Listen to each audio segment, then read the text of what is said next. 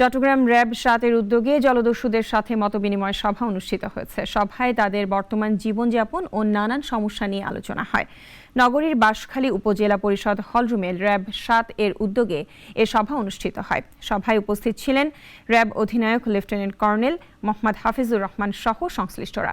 এ সময় তিনি ১২৭ জন আত্মসমর্পণকারী জলদস্যুকে ঈদ উপহার দেন। একই সাথে তাদের পূর্বের জীবনে ফিরে না যাওয়ার আহ্বান জানান।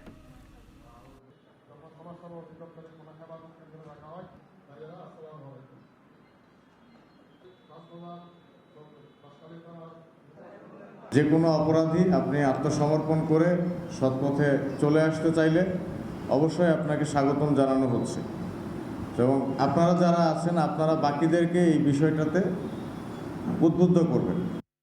ওয়ালটন আবারও মিলিনিয়ার অফারে ওয়ালটন ফ্রিজ কিনে আপনিও হয়ে যেতে পারেন মিলিয়নিয়ার।